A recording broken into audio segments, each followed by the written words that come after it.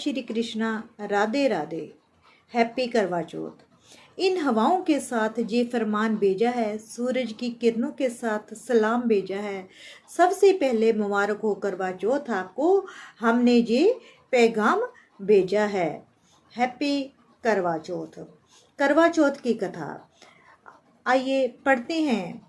बहुत समय पहले की बात है। एक साहूकार के 7 बेटे और उनकी एक बहन करवा थी। सभी सातों भाई अपनी बहन से बहुत ही प्यार करते थे, जहाँ तक कि वह पहले उसे खाना खिलाते और बाद में स्वयं खाना खाते थे।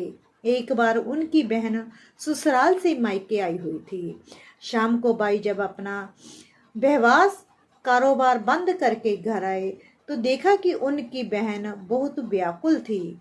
सभी भाई खाना खाने बैठे और अपनी बहन से भी खाने का आग्रह करने लगे, लेकिन बहन ने बताया कि आज उसका करवा चौथ का निर्जला व्रत है और वह खाना सिर्फ चंद्रमा को अर्घ देकर ही खा सकती है। चूंकि चंद्रमा अभी तक निकला नहीं है, इसलिए वह भूख और प्यास से व्याकुल हो रही है। सबसे छोटे भाई को अपनी बहन की हालत देखी नहीं जाती और वह दूर पीपल के पेड़ पर एक दीपक जलाकर छलनी की ओट में रख देता है। दूर से देखने पर वह ऐसा प्रतीत होता है जैसे चतुर्थी का चांद उदित हो गया। इसके बाद भाई अपनी बहन को बताता है कि चंद्रमा निकल आया है, तुम उसे अर्घ दे दो और फिर अर्घ देने के बाद भोजन ग्रहण कर सकती हो। बहन खुशी के मारे सीढ़ियां पर चढ़कर चांद को देखती है, उसे अर्घ देकर खाना खाने बैठ जाती है। जैसे ही वे खाना खाने बैठती है, पहला टुकड़ा मुंह में डालती है तो उसे छींक आ जाती है, दूसरा टुकड़ा डालती है तो उसमें बाल निकल जाता है। जैसे ही तीसरा टुकड़ा मुंह में डालने की कोशिश करती है तो उसके पति की मृत्यु का समाचार उसे मिलता है। वह बौखला जाती है। उसकी भाभी उसकी सच्चाई से अवगत कराती है कि उसके साथ ऐसा क्यों हुआ। करवा चौथ का व्रत गलत तरीके से टूटने के कारण देवता उससे नाराज हो गए और उन्होंने ऐसा किया है। सच्चाई जानने के बाद करवा निश्चय करती है कि वह अपने पति का अंतिम संस्कार नहीं होने देगी।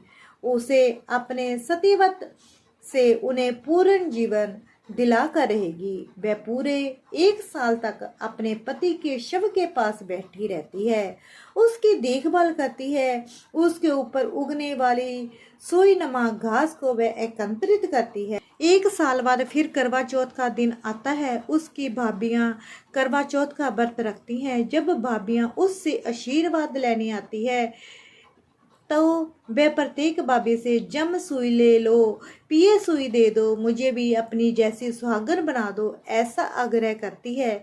लेकिन हर बार भाभी उसे अगली भाभी से आग्रह करने को कहकर आगे भेज देती है। इस प्रकार जब 6 नंबर की भाभी आती है तो करवा उससे भी यही बात दोहराती है।